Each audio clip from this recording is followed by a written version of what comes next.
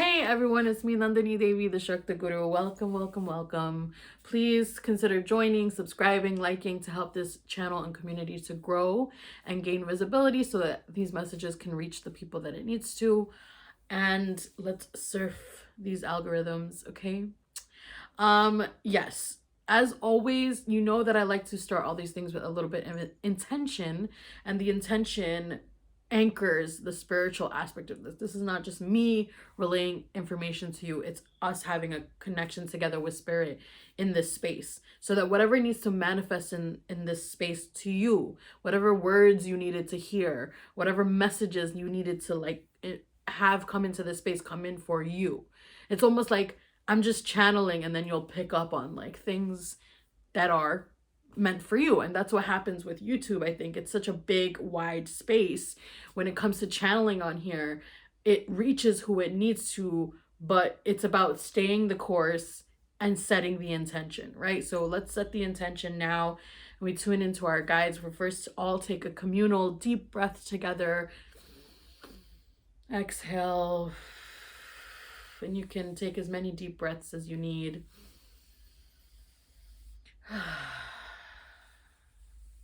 And we call in our guides, our angels, our elevated ancestors to be with us, to bring the wisdom and the healing into the space that is necessary in a mutual way, in alignment with the truth. Help us to tap into this astrological swirl and to gain the knowledge that we need, the clarity that we need, the healing that we need at this time. Ashe. Okay, so you might hear me clear my throat a little bit. I'm actually sick today, and I do think that that's part of the healing that's happening with this, these placements, and that's why I needed to make this video. That even though I'm gonna get comfy after this. I do have work today, but everything is feeling like it needs to still happen. It needs to still continue. And I think that's sort of the energy of the Pluto Retrograde. So Pluto Retrograde is April 29th, I think it started, 2022, and it ends in October 28th, 2022. And it's going to overlap with some other planets that are going to go retrograde in 2022. And one of those is going to happen very soon. So if you're watching this video in May 2022, May 10th, 2022 to June 2nd, 2022 is Mercury Retrograde, and those are going to overlap with each other. So Venus is also in Aries right now, just to give you a little brief understanding there. Venus is in Aries. It just went into Aries a couple days ago. I'm making this video on the 7th, I think it is. We'll see. I'm not gonna look at the date right now, but yeah, so basically the new moon in Taurus. Were you around for that? What happened? Like, am I the only one? Hold on, let me fix this. Am I the only one who felt something like, I was just like, what is happening to me? I feel like rocked. Like, I was just like, I went to go see this movie, like, it's like everything everywhere all at once, and I just like bawled my eyes out. Like, I was just like, huh, like I've been crying since. And I'm also a Pisces rising, so like maybe that's it. But in any case, these movements are going to affect every sign differently, but Pluto retrograde is going to impact earth signs, and it's going to impact us in a really amazing way. Okay, it's transiting like 3 degrees of Capricorn, and Pluto and Capricorn together. Let's think about that energy. Like, Pluto is Scorpio energy, right? It's transformative. It has to do with the occult. It has to do with the shadow self. It has to do with magic. It has to do with like the parts of ourselves that we might be like, okay, like I don't really want to deal with that today. Like, let me look at that later. Let me think about that later. And then it like kind of just shows up in your realm being like, I'm here. Like, I'm about to ruin things if you don't pay attention to me. Just kidding. But let's be real. Sometimes that does happen to us when we put aside our shadow work, and we're just like, shadow work doesn't just have to be a tower moment. It doesn't have to just come in and like blindside you. You can actively ride those waves. It's challenging, and it's not always like that we have our lives set up to do so. And this is why it's really important to begin some gentle meditative practice, whether it is actual sitting silent meditation, chanting, altar work where you're like cleaning and tending your altars, burning candles, these things that take like intention and time and like that go into that make your mind, your body, and your spirit align towards a higher consciousness, right? So like altar work, meditation, dance, you know, even running or working out, whatever it is that you need to do, that helps you to focus on a higher consciousness. And this is something that when we do it and we have a pattern of that in our lives, like we wake up in the morning and the first thing we do when we wake up is a prayer or gratitude. Like as soon as your eyes open, just saying it out loud or thinking it or meditating on it, it can help you to manage those times where an astrological shift is happening that's intense. Is it going to stop you from having feelings? Absolutely not. Like, feelings are a beautiful part of being human. We're here to experience them. Lucky us. Lucky us. No, I'm just kidding. It is a beautiful thing to have the depth of emotions that we do. And it can also be challenging to feel our feelings. And if you are avoiding certain feelings like grief or sadness or, you know, things that you've been putting aside because they are inconveniencing your job, inconveniencing your relationship, inconveniencing the way you want to live your life in a sort of covert way, if you're hiding yourself from others or situations, like if you're hiding your sexuality, your gender, I'm not telling you need to come out, okay? Just because I'm wearing a rainbow shirt and it's about to be Pride, I'm not trying to tell you just because I'm queer is not. Everyone comes out in the way that they need. Sometimes we need to tell the people closest to us. Sometimes we just need to tell our partner. Sometimes we're hiding something. I'm talking about that feeling like, oh my God, like I need to say this to authentically show up, and trusting the process as you unflower in front of people. And it might seem like a bigger change than it actually is going to be. It's like one of those things where you're saying what's already there. You're not changing, you're just acknowledging, and that's the change. The change isn't like I'm going to suddenly, and my whole physical world is going to change. If it does, it'll be for the positive, because you're going to align with your truth and it's going to unveil your abundance. Okay, like Pluto retrograde and even Scorpio energy and Pluto energy is not about punishing you. It's not about, you know, kind of making you vulnerable to something harmful. It's actually showing you how to trust vulnerability and truth. Pluto is here to help us to not use false protection. Okay, like false protection, like ways of protecting ourselves that we learned as a survival tool. It brings us into thriving. It brings us into trust. It aligns us with spirit. And that's why I'm saying, like, having a practice, if you don't have a practice, it's important to integrate a practice into your life, because guess what? Pluto's going to retrograde again. Pluto's going to come around. You have Pluto in your chart. Everyone does. Like, we do have aspects of our lives that we need to acknowledge and honor. Everyone has an 8th house, okay? Like, we need to have support for that, so that when it happens, it doesn't feel like something that's happening to us, but it happens for us, okay? Now, the fact that Pluto retrograde started happening around the new moon Taurus. I call Taurus the Scorpio of the earth signs, okay? Because Scorpio, to me, the energy of Scorpio, the constellation, I'm not talking about an individual. I'm not talking about you going, oh, see, this is what no.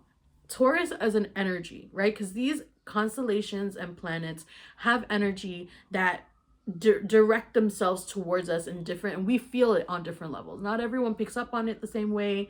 And also every constellation, how it affects a person has like multiple degrees within that constellation and effect, and then different layers of it. So everyone has like 3 consciousness of a constellation. So let's say you are a Scorpio.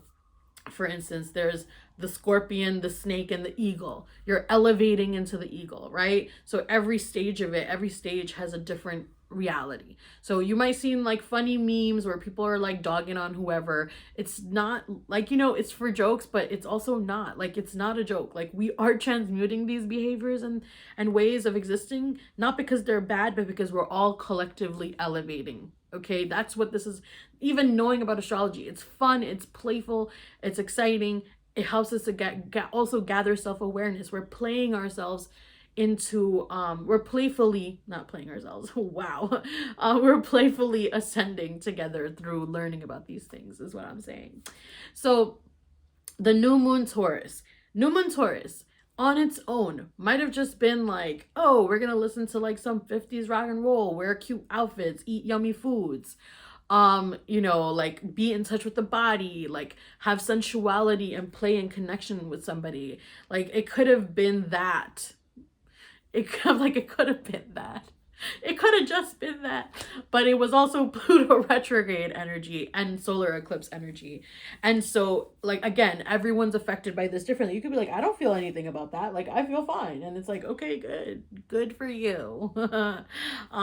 For me, it was actually really powerful moment where I had to like uncover things, or I didn't have to uncover them. They were uncovered. It felt like this crossroads felt like a full moon rather than a new moon. A new moon where things are initiated, where they begin.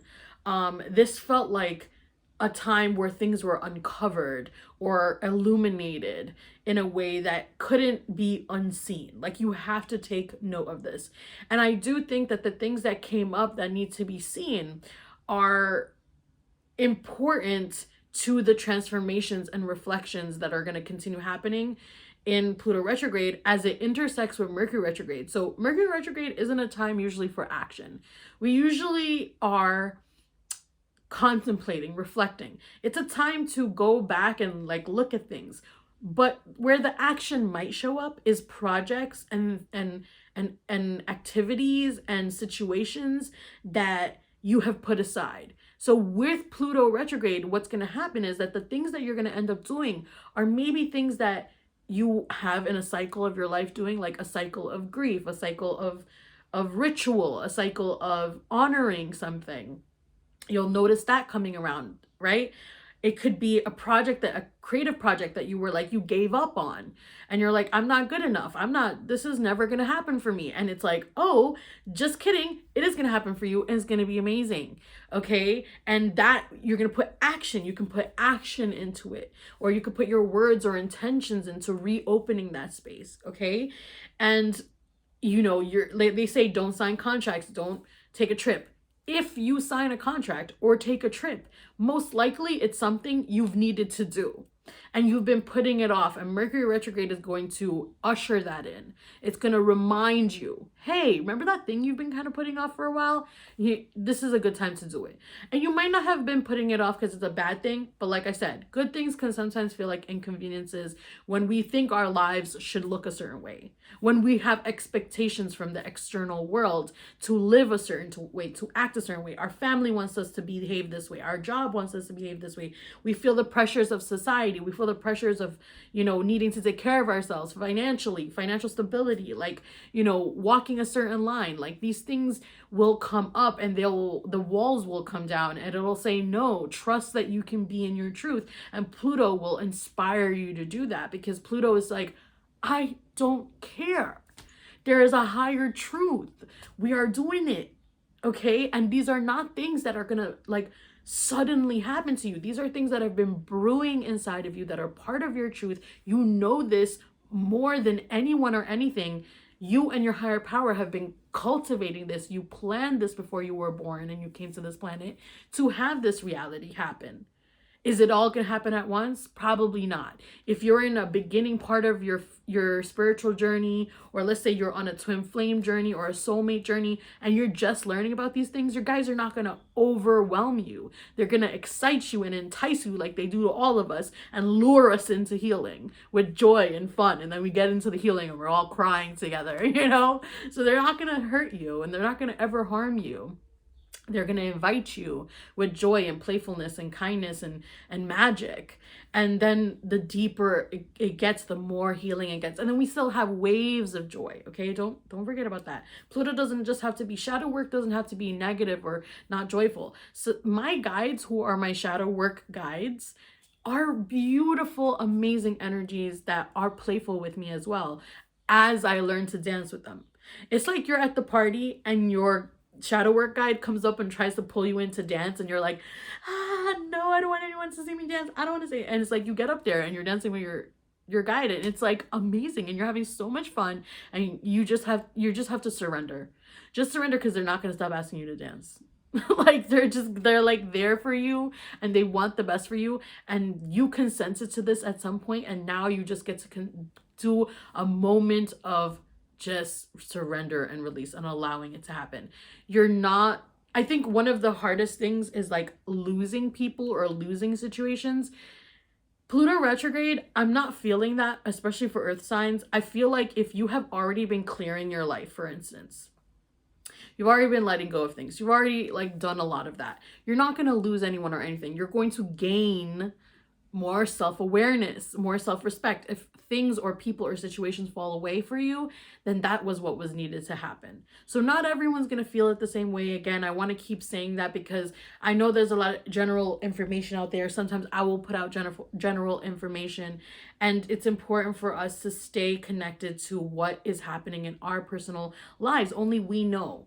Okay. And of course, you can always reach out, get a session. We can do a personalized connection, whether it's an astrology report, intuitive astrology advice, and intuitive counseling or intuitive movement. Like a lot of work that I do tends to be around connecting to people and what them and their guides really need at that moment. So it's not so general. Like we get into what you need to be supported with. Okay. And don't be afraid to ask for help. Like you don't have to travel these spiritual planes alone. You have so many guides. You have a huge team with you, and you're getting to know all of them.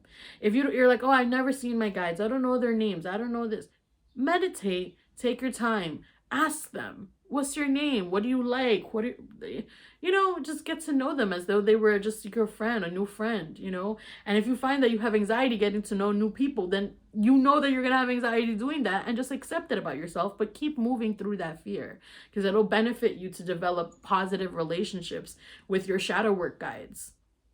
Okay, now Mercury retrograde and Pluto retrograde after this new moon Taurus, it could really bring in abundance for a lot of people. It could really show you growth in things that you've put work and energy into. Like I said, you might have put something down thinking that it wasn't going to help you out. You might have put something aside being like, I don't know, I don't really see anything here.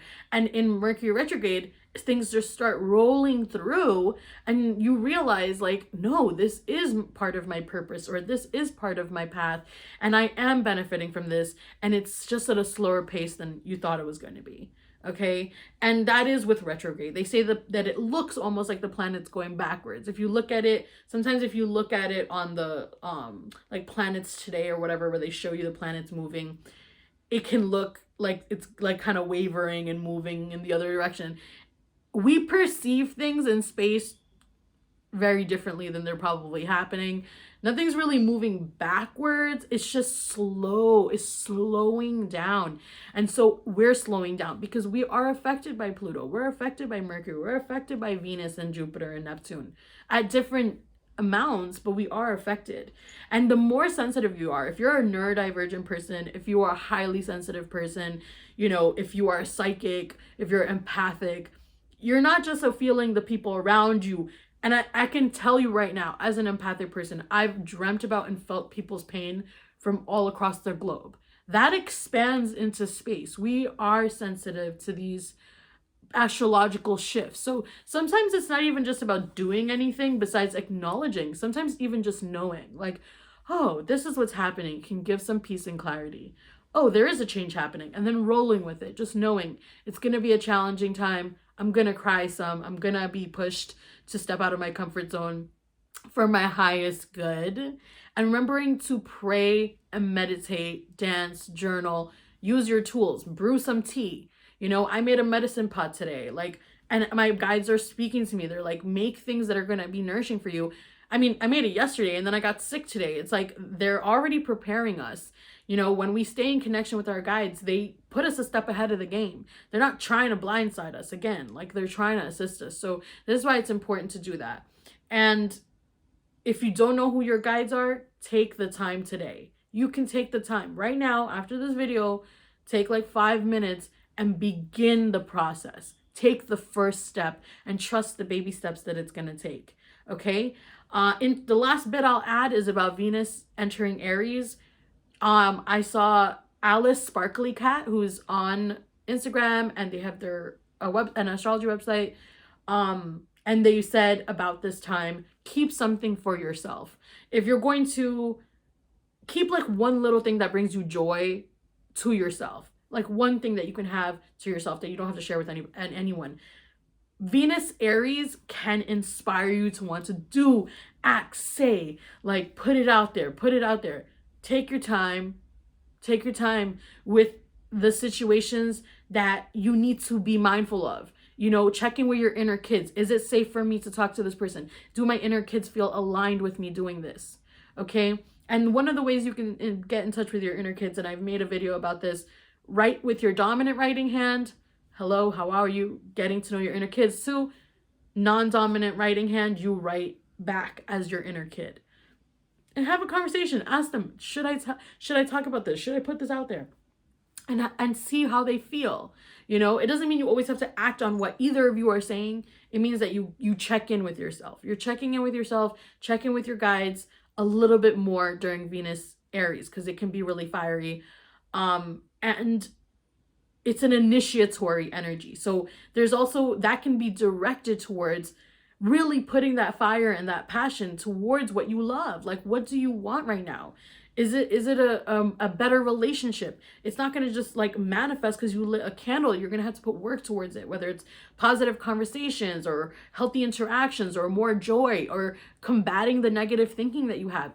Doing EFT, like, you know, emotional freedom technique, tapping out the energy that tells you that you're not worth it and that you shouldn't have loving relationships, you know, or, you know, you want this to start this new project, but the fire of Aries Venus can help you to manifest abundance, loving relationships, better self-care practices, all these things. So it can be directed in a way where if you feel a little impulsive or compulsive, try to take that energy and direct it at something that you know is going to benefit you. If it's something that you're unsure of, take a second, slow it down, okay? And have some earth sign people around you, because it'll help you to anchor. Especially if you are air energy, it's a good time to work with earth signs, okay? I love you all so much. I hope that this was helpful I hope you got a little morsel in here and you at least just enjoyed our time together. Sending you so much love. Take care.